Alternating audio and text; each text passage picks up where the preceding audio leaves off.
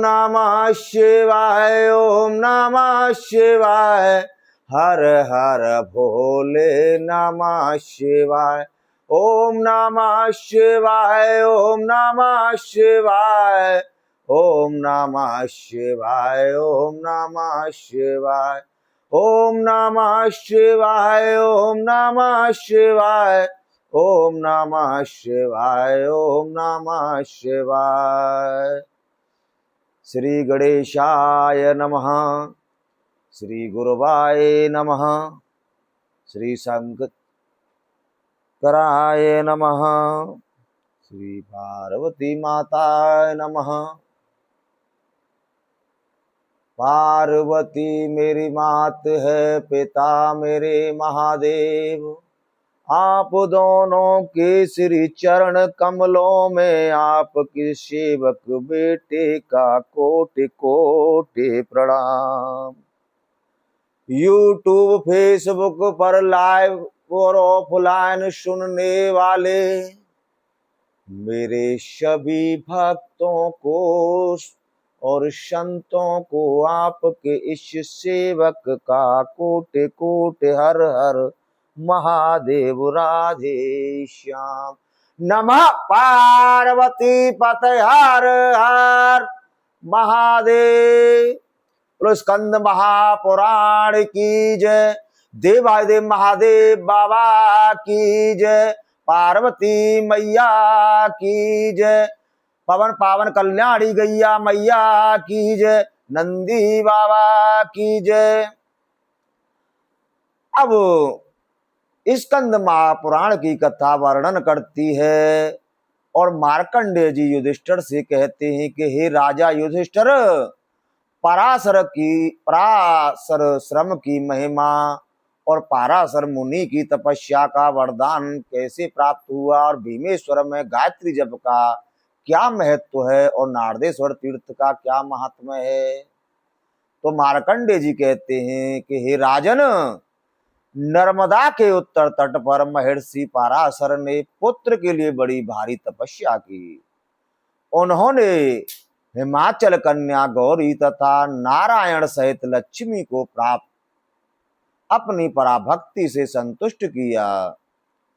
तब देवी पार्वती ने प्रत्यक्ष दर्शन देकर कहा, मुनि श्रेष्ठ, मैं तुम्हारी भक्ति से प्रसन्न हूं। विप्रवर तुम कोई वर मांगो।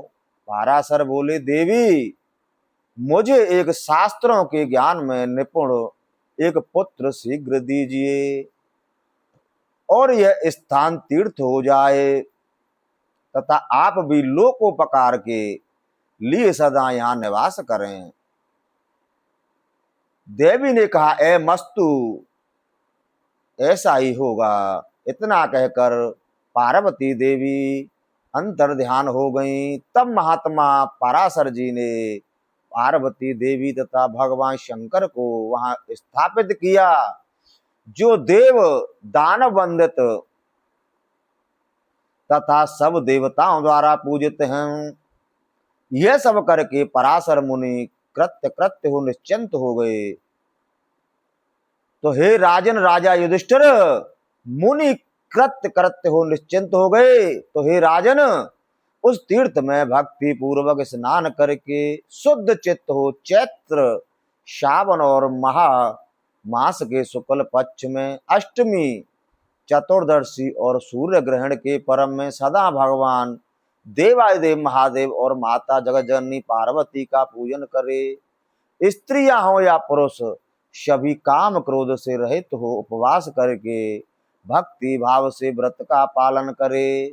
फिर हाथ भर के कुश और उत्तम तिल लेकर ब्राह्मणों को उत्तराभिमुख बिठावे और स्वयं दक्षिण दिशा की ओर मुंह करके बैठे। फिर कुशों पर कच्चा अन्न रखकर ब्राह्मणों के आगे इस प्रकार कहे, इस उत्तम तीर्थ के प्रभाव से अमुक प्रेत को श्रेष्ठ लोक की प्राप्ति हो, मेरा पाप नष्ट हो जाए, शुभ कर्म की सदा वृद्धि हो, मेरे कुल और कुटुंब का भी सदा सर्वदा अभ्युदय हो। ऐसा कहकर पराशर आश्रम में ब्राह्मण को दान दे जो मनुष्य भक्ति पूर्वक इस प्रसंग को सुनता है वह सब पापों से मुक्त हो जाता है।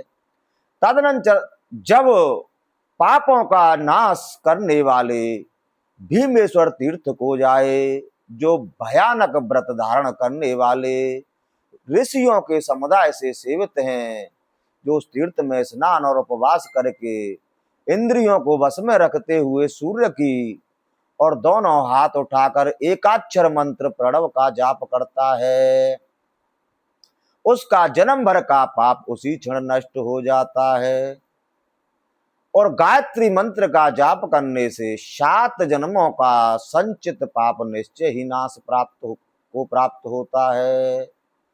10 बार गायत्री मंत्र जपने से 1 जन्म का, 100 बार जपने से पूर्व जन्म का और 1000 बार जपने से 3 जन्मों के पापों का गायत्री देवी नाश करती हैं।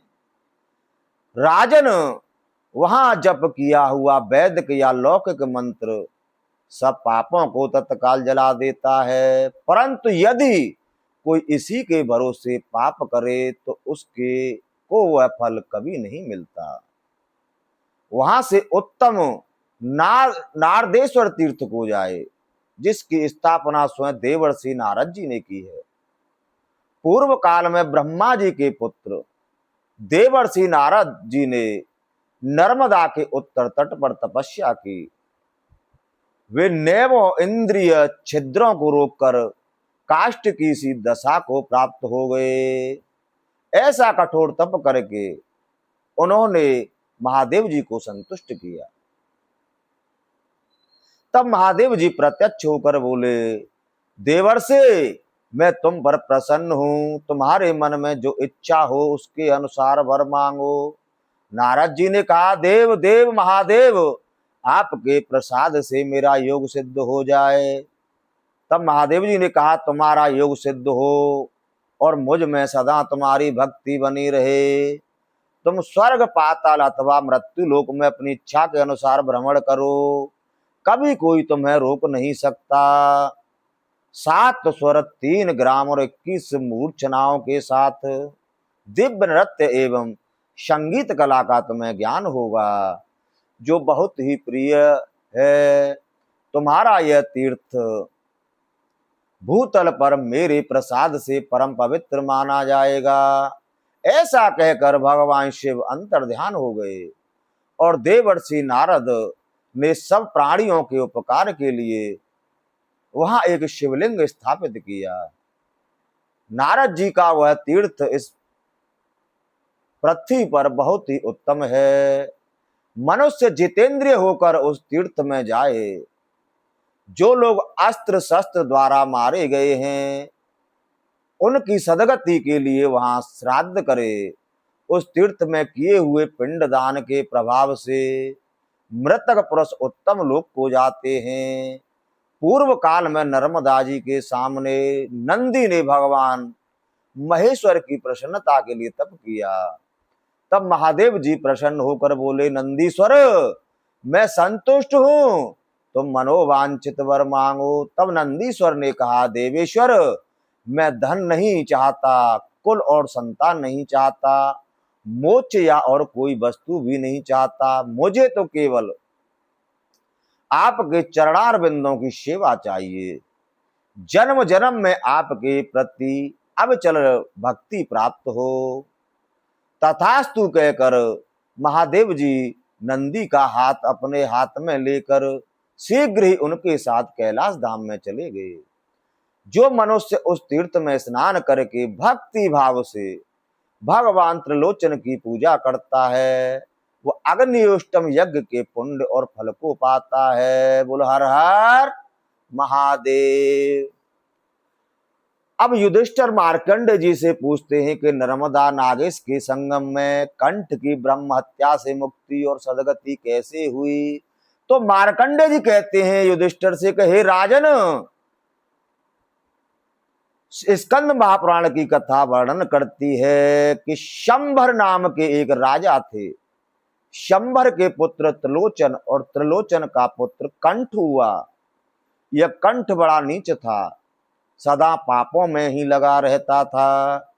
एक दिन वह वन में घूम रहा था, उसी समय उसे मृगों का झुंड दिखाई दिया। कंठ ने उस पूरे झुंड को अपने बाणों का निशाना बना दिया। उसी झुंड में एक ब्राह्मण भी थे, जो मृग का रूप धारण करके निर्जन वन में विचर रहे थे। वे भी उस कंठ के शस्त्र से मारे गए। कंठ को ब्रह्म हत्या लगी और वह तेजोहीन होकर पृथ्वी पर विचरने लगा। घूमता घूमता वह नर्मदा और नागेश के संगम पर जा पहुंचा था। अधिक थका होने के कारण एक वृक्ष की छाया में सो गया। तत्पश्चात उठारो संगम में नहाकर बड़ी भक्ति के साथ उसने भगवान सोमनाथ का पूजन किया। इसके बाद कंठ तक नर्मदा का पाप नाशक जल पिया। इसी समय एक ब्राह्मण संगम तीर्थ में स्नान करने के लिए आ रहे थे। रास्ते में उन्हें वृक्ष पर बैठी हुई एक भयानक स्त्री दिखाई दी। वह स्त्री उनसे बोली, विप्रवर, यदि तुम संगम में स्नान करने के लिए जाते हो तो वहां मेरा पति ठहरा हुआ है, उसे शीघ्र भेज देना। यह सुनकर ब्राह्मण देवता संगम पर गए और वहां वृक्ष की छाया में बैठे हुए कंठ को देखकर बोले, मैंने वन में एक स्त्री देखी है, उसने मुझसे कहा है कि संगम पर मेरा पति है, उसको मेरे पास भेज दो। तब कंठ ने अपने एक सेवक से कहा, तुम जाओ और उससे पूछो कि तुम कौन हो और कहां से आई हो। सेवक जहां वह स्त्री बैठी थी वहां गया, इस प्रकार बोला, बाले, राजा कंठ पूछते हैं कि तुम कौन हो। स्त्री बोली, जीतात्मा, पुरुषों को शिक्षा देने वाले गुरु हैं, दुष्टों का शासन करने वाले राजा हैं, और इस लोक में जो छिपे हुए पाप करते हैं उन सब के शासक विवस्वान के पुत्र यमराज हैं। इस कंठ ने मृग रूपी धारी ब्राह्मण का वध किया है, अतः से ब्रह्म हत्या लगी है। ब्रह्म हत्या में ही हूं। यद्यपि मैंने उसे पकड़ रखा था, तथापि इस तीर्थ के प्रभाव से वह मुझसे छूट गया है। यहाँ नर्मदा से आधे कोस के अंदर ब्रह्म हत्यारा का प्रवेश नहीं होता, अतः तुम जाओ, कंठ को शीघ्र ही यहाँ भेज देना। सेवक ने लौटकर राजा से सब वृतांत कह सुनाया। उसकी बात सुनकर राजा कंठ पृथ्वी पर गिर पड़ा। तब सेवक ने कहा, नाथ, आप पहले के शुभाशुभ के विषय में इतना शोक क्यों करते हैं। उसने उत्तर दिया, मैं यही भगवान सोमनाथ के समीप प्राण त्याग करूंगा। तदनंतर राजा ने संगम के पापनाशक जल में स्नान किया, भक्ति पूर्वक भगवान सोमनाथ की पूजा की और 3 बार उनकी परिक्रमा करके प्रज्वलित अग्नि में प्रवेश किया। उस समय वह मन ही मन पीताम्बर और महान मुकुट धारण करने वाले भगवान विष्णु का ध्यान कर रहा था, तथा वह प्रार्थना करता था कि श्री हरि के ध्यान से मेरी उत्तम गति हो। उस समय उसके ऊपर आकाश से फूलों की वर्षा हुई।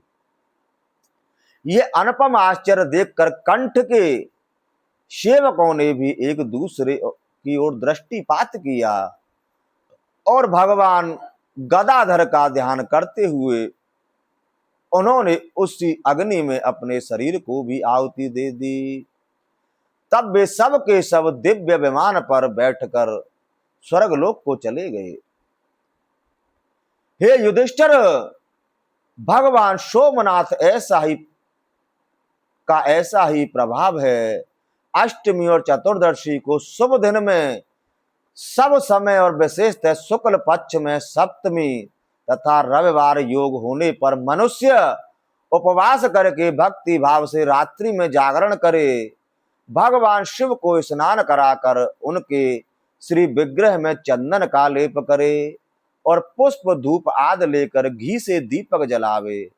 फिर दूसरे दिन अष्टमी युक्त सोमवार को प्रातः काल क्रोध को जीतने वाले, निंदा से दूर रहने वाले, सर्वांग सुंदर शांत, अपनी पत्नी का पालन करने वाले, गायत्री जप परायण तथा कुकर्म रहित ब्राह्मण का पूजन करे, ऐसा करने से वह भगवान शिव के लोक में जाता है। बोलो सोमनाथ महादेव की जय।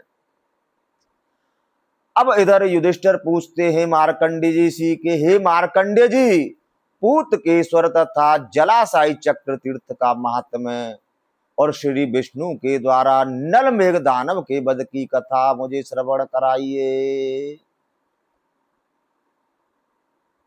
अब स्कंद महापुराण की कथा वर्णन करती है कि मार्कंडे जी कहते हैं युधिष्ठिर से कि हे राजा युधिष्ठिर, तदनंतर नर्मदा के दक्षिण तट पर पूतकेश्वर नामक उत्तम तीर्थ में जाए, वह सब पापों का नाश करने वाला है।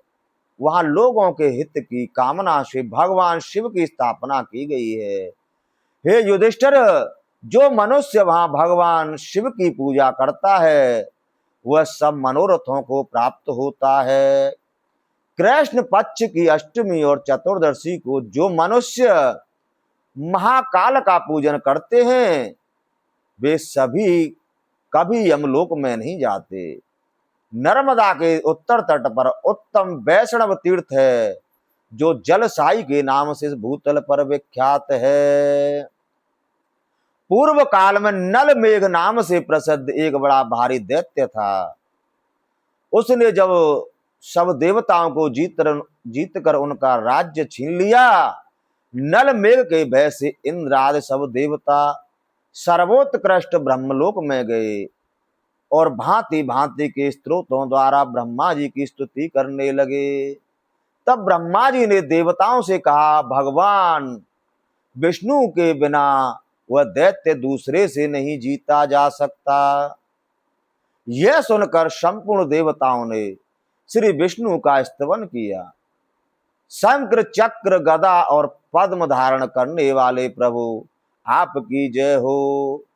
देवताओं की यह स्तुति सुनकर भगवान जलशायी जाग उठे और मेघ गर्जना के समान गंभीर वाणी में बोले, ब्राह्मण, आपने समस्त देवताओं के साथ आकर मुझे किस लिए जगाया है? ब्रह्मा जी बोले, भगवान, हम लोग नल मेघ के भय से आपके धाम में आए हैं। पापी नल मेघ दूसरे किसी के हाथ से नहीं मारा जा सकता, केवल आपके ही हाथ से उस दुष्ट आत्मा की मृत्यु होगी। तब भगवान विष्णु बोले, देवताओं, अपने अपने स्थान को जाओ, मैं उस महाबली दैत्य का वध कर दूंगा। तदनंतर भगवान जनार्दन ने अपने हाथ में शंख चक्र गदा और शारंग धनुष लेकर गरुड़ पर सवार हो उस दानव का वध करने के लिए प्रस्थान किया।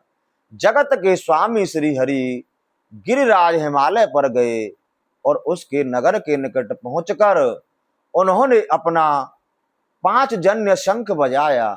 उसकी ध्वनि सुनकर नल मेघ को बड़ा क्रोध हुआ और वह अपने रथ पर आरूढ़ हो नगर से बाहर निकला। इतने में ही शंख चक्र और गदा धारण करने वाले भगवान विष्णु पर उसकी दृष्टि पड़ी। तब नलमेघ बोला, दानवो, यह वही विष्णु है जिसने दानव धुंधमार का वध किया है, इसे मार डालो।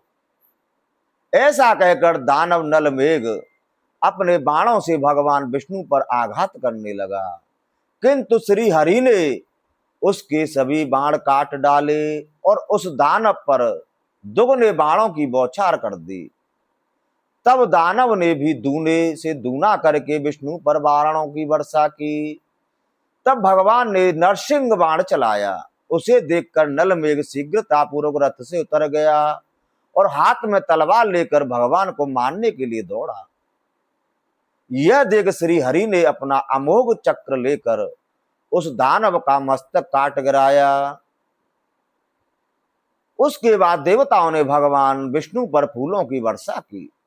नलमेघ के मारे जाने पर देवगण अपने अपने स्थान को चले गए और भगवान विष्णु के नर्मदा के जल में लीन हो गए।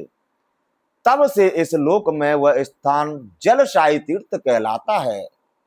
वह अनेक पापों का नाश करने वाला है। कुछ लोगों से चक्र तीर्थ भी कहते हैं। हे युधिष्ठिर, भारतवर्ष में नर्मदा के तट पर यह तीर्थ प्रसिद्ध है।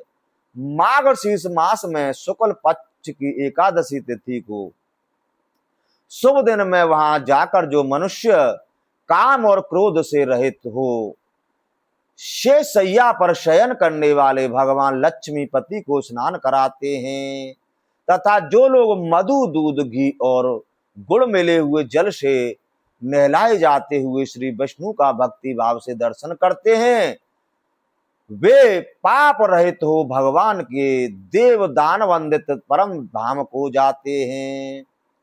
जो श्रेष्ठ मानव वहां भक्ति पूर्वक भगवान विष्णु की कथा सुनते हैं, वे ब्रह्म हत्या आदि पापों से मुक्त हो जाते हैं। जो जल साई भगवान जगत गुरु विष्णु की प्रदक्षिणा करते हैं, उनके द्वारा संपूर्ण जम्बुदीपुरी की परिक्रमा हो जाती है। तदनंतर निर्मल प्रातः काल होने पर यत्न पूर्वक पितरों का तर्पण करके पूज्य ब्राह्मणों के द्वारा श्राद्ध करावे।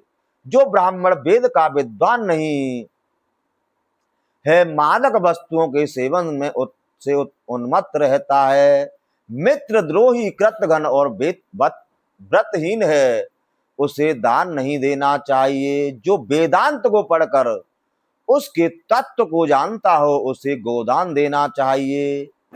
जो सर्वांग सुंदर पवित्र और प्रिय वचन बोलने वाला हो, ऐसे ही ब्राह्मण को गोदान देना चाहिए।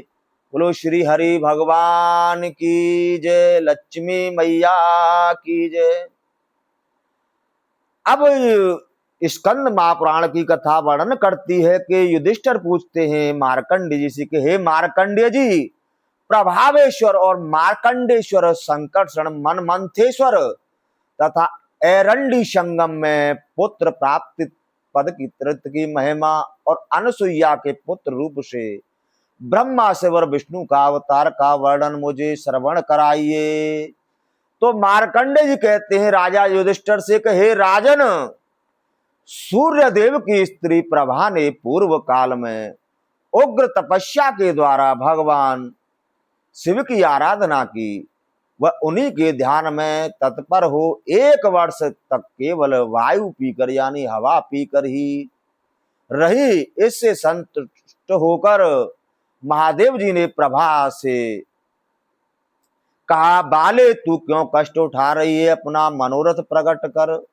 प्रभा बोली, शंभो, स्त्री के लिए पति के सिवा कोई दूसरा देवता नहीं है। भले ही पति कभी पत्नी का पोषण न करता हो, गुणवान हो या गुणहीन, धनवान हो या निर्धन, प्रेमी हो या द्वेष पात्र, किंतु स्त्री के लिए तो पति ही उसका देवता है। महेश्वर, मैं पति से सुख नहीं पा रही हूं, इसलिए कलेश उठाती हूं। महादेव जी ने कहा, देवी, तू मेरे प्रभाव से सूर्य देव की प्रियतमा होगी। महादेव जी का वरदान पाकर प्रभा ने वहां उनकी स्थापना की और इस प्रकार बोली, भगवान देवादेव महादेव, आप अपने अंश से यहाँ निवास करें और इस तीर्थ को प्रकाश में लावें। तब मार्कंडेय जी कहते हैं कि हे युधिष्ठिर, प्रभा द्वारा स्थापित शिवलिंग ही प्रभावेश्वर नाम से प्रसिद्ध हुआ। वह संपूर्ण लोक में दुर्लभ है। माघ मास की सप्तमी को यह विशेष फलद होता है। जो उस तीर्थ में भक्ति से कन्यादान देता है अथवा कन्या के समान अवस्था वाले धनी एवं कुलीन ब्राह्मण को विवाह के लिए कन्या दिलाता है, उसका पाप नष्ट हो जाता है। वहां कन्यादान करने वाला पुरुष सूर्य लोक का वेदन करके कल्याण में शिवलोक में जाता है। तो हे युधिष्ठिर, मनुष्य तभी तक भटकता है जब तक प्रभा तीर्थ में नहीं जाता। वहां जाने पर अश्वमेघ यज्ञ का फल पाकर वह उत्तम गति को पाता है। उसके बाद नर्मदा के दक्षिण तट पर उत्तम मार्कंडेय ईश्वर तीर्थ में जाए, जो देवताओं द्वारा वंदित, कल्याण में तथा गोपनीय से भी गोपनीय है। उसकी स्थापना मैंने स्वयं ही की है। वह परम पवित्र तथा भोग एवं मोक्ष देने वाला है। उसी तीर्थ में भगवान शंकर के प्रसाद से मुझे ज्ञान की प्राप्ति हुई है। पांडुनंदन, जो वह अन्य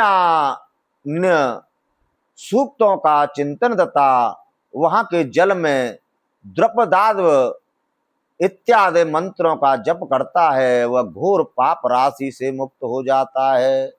जो अपनी पांचों इंद्रियों को वश में करके नर्मदा के दक्षिण तट पर बैठकर जल में भक्ति पूर्वक पूर्वोक्त सूक्तों का जप करता है, वह मन वाणी और क्रिया द्वारा होने वाले सब पापों से छुटकारा पा जाता है। ऐसा भगवान शंकर का कथन है। जो मार्कंडेश्वर तीर्थ में भक्ति पूर्वक पितरों का श्राद्ध करता है, उसके पितर प्रलय काल तक तृप्त रहते हैं। जो वहां आंवला, बेल आदि फल, अक्षत यानी चावल और जल से प्रेतों का तर्पण करते हैं, उनके द्वारा तृप्त किए हुए वे प्रेत शुभ गति को प्राप्त होते हैं। तो हे राजेंद्र, उसके बाद नर्मदा के उत्तर तट पर यज्ञवाट के मध्य में स्थित शंकरषण नामक तीर्थ में जाए, जो सब पापों का नाश करने वाला और भूतल में प्रसिद्ध है। वहां पूर्व काल में बलभद्र जी ने नर्मदा तट पर सब प्राणियों के उपकार के लिए तपस्या की थी। वहीं समीप में ही देवताओं तथा भगवती उमा के साथ भगवान शिव निवास करते हैं। जो मनुष्य वहां क्रोध और इंद्रियों को वश में रखकर शुक्ल पक्ष की एकादशी तिथि को भक्ति भाव से मंत्रोच्चारण पूर्वक भगवान शिव को स्नान कराता है तथा श्रद्धा भक्ति के साथ प्रेतों के लिए श्राद्ध एवं दान करता है, वह परम पद को प्राप्त होता है। तत्पश्चात मन मंथेश्वर तीर्थ को जाए। वहां स्नान करने मात्र से मनुष्य कभी यमलोक को नहीं देखता। वहां स्नान करके पवित्र चित्त हो मुनि भाव से रहने वाला जो मनुष्य उत्तम भक्ति पूर्वक उपवास करता है, उसे 1000 गोदान का फल प्राप्त होता है। इसके बाद एरंडेश्वर तीर्थ में जाना चाहिए। ब्रह्मा जी के मानस पुत्रों में एक महर्षि अत्रि के नाम से प्रसिद्ध हैं। उनकी पत्नी का नाम अनुसुईया है। उनमें पत्नी के सभी सद्गुण मौजूद हैं। वे पतिव्रता, पति प्राणा और पति के लिए हित में करने में सदा संलग्न रहने वाली हैं। एक दिन वे दोनों श्रेष्ठ दंपति अपराह्न काल में कहीं सुखपूर्वक बैठे थे। उस समय मुनिवर अत्रि ने कहा, प्रिय, चराचर प्राणियों से तीनों लोकों में तुम जैसी पतिव्रता स्त्री दूसरी नहीं है। जो नारी अपने पति और पुत्र दोनों को प्रिय हो तथा सुहृद जनों के हित में संलग्न रहने वाली हो, वह धन्य है। शास्त्रों का कथन है, पुत्र से मनुष्य पुण्य लोकों पर विजय पाता है। पुत्र से उसकी परम गति होती है। पृथ्वी पर पुत्र के सदृश कोई बंधु नहीं देखा जाता है। जो कि घोर 80 पत्र वन में गिरते हुए पिता की रक्षा करता है। अकाल में दीनता, आदमी तथा बुढ़ापे में भी पुत्र पिता का पालन करता है। अनुसुईया बोली, ब्राह्मण पतिदेव, जो नारी पतिव्रता है वह पति और पुत्र दोनों की वृद्धि करने वाली है तथा धर्म, अर्थ और काम तीनों की साधिका है। अतः वह सबके द्वारा पालन करने योग्य है। जप, तप, तीर्थ यात्रा, पुत्रेष्टि तथा मंत्र साधना आदि साधन पुत्र की प्राप्ति कराने वाले होते हैं, ऐसा सभी गुरुजन कहते हैं। यदि आपकी आज्ञा हो तो मैं पुत्र के लिए दुष्कर तपस्या करूं। तब अत्रि मुनि ने कहा कि हे महाप्राज्ञ, तुम्हें साधुवाद है। मैं आज्ञा देता हूं कि तुम पुत्र के लिए तपस्या करो। तब अनुसुईया ने अपने पति को साष्टांग प्रणाम करके कहा कि हे विप्रवर, आपके प्रसाद से मैं सिद्धि प्राप्त करूंगी। ऐसा कहकर अनुसुईया नर्मदा नदी के तट पर गई, जो सोमनाथ के तुल्य महत्व रखने वाला था। नर्मदा के समीप 2 योजन तक वहां दोनों तट की भूमि बड़ी उत्तम है। नर्मदा के उत्तर तट पर पहुंचकर अनुसुईया नियम पालन में संलग्न हुई। वह पत्ते चबाकर अथवा शाक खाकर रहती और उत्तम स्तोत्रों द्वारा देवताओं की स्तुति करती थी। तब भगवान विष्णु, महादेव जी और ब्रह्मा जी एरंडी संगम में आए तथा ब्राह्मण का रूप धारण करके अनुसुईया के आगे खड़े होकर मंत्रों का उच्चारण करने लगे। अनुसुईया अर्घ देकर उठी और कहने लगी, आज मेरा जन्म सफल हुआ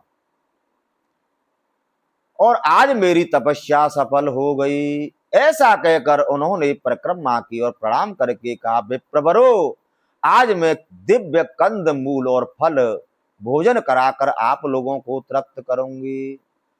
तब ब्राह्मण बोले, सुब्रते, तुम्हारे दर्शन से ही हम तृप्त हैं, बताओ तुम किस लिए तप कर रही हो। अनुसुईया ने कहा, ब्राह्मणों, तपस्या से स्वर्ग की सिद्धि होती है, तपस्या से उत्तम गति मिलती है और तपस्या से ही मनुष्य संपूर्ण मनोरथों को प्राप्त करता है। तब ब्राह्मण बोले, उत्तम व्रत का पालन करने वाली देवी, वर मांगो। हम तीनों ब्रह्मा, विष्णु और महादेव हैं। लोक की दृष्टि में हमने अपने स्वरूप को छिपा रखा है। इतना कहकर उन्होंने अपने अपने स्वरूप का दर्शन कराया। वे कोटि कोटि सूर्यों के समान कांतिमान दिखाई देने लगे। अनुसुईया ने कहा, यदि ब्रह्मा, विष्णु और रुद्र यानी महादेव कृपा करके मुझ पर प्रसन्न हुए हैं तो इस समय मुझे यही वरदान दें कि मेरे पुत्र होकर उत्पन्न हो। तब भगवान विष्णु ने कहा, कल्याणी, मैं तुम्हें देवतुल्य पराक्रमी, पिता के समान गुणवान सोमयाजी और बहुश्रुत पुत्र देता हूं।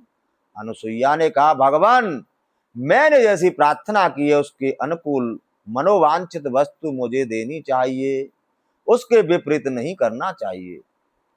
तब तीनों देवता बोले, कल्याणी, हम तुम्हारे अयोनिज पुत्र होंगे, क्योंकि देवता गर्भ में निवास नहीं करते। इतना कहकर वे तीनों देवता चले गए। नर्मदा तट पर यह श्रेष्ठ वरदान पाकर अनुसुईया देवी महेंद्र पर्वत पर अपने पति के समीप गईं। उन्हें देखकर अत्रि मुनि ने कहा, महाप्राज्ञ, धन्यवाद, तुमने वह दुर्लभ वरदान पाया है जो संपूर्ण स्त्रियों के लिए असाध्य है।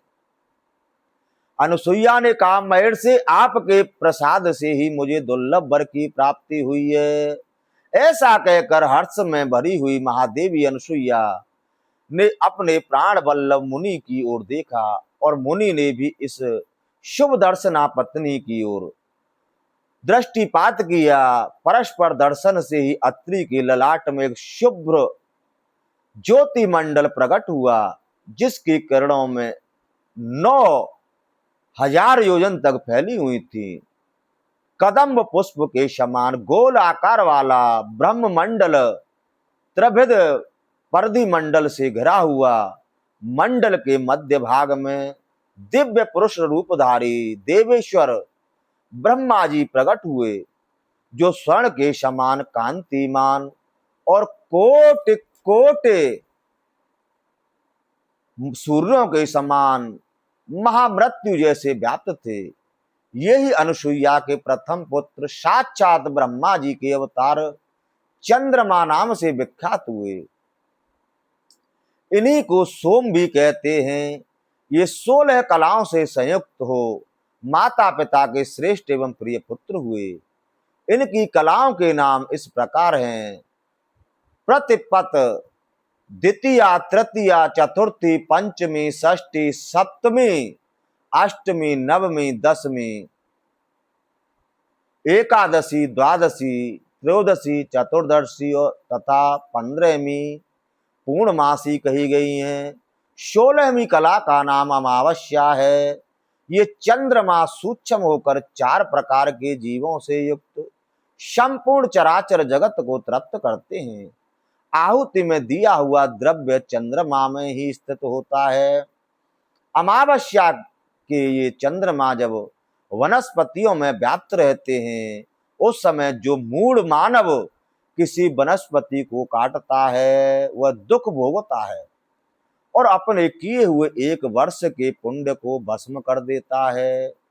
इस दिव्य गुणों से विशिष्ट सोम रूपी ब्रह्मा जी अनुसुईया को आनंद प्रदान करने वाले प्रथम पुत्र हुए। उनके द्वारा पुत्र महाभाग दुर्वासा मुनि हैं, जो सृष्टि संहारकारी साक्षात महेश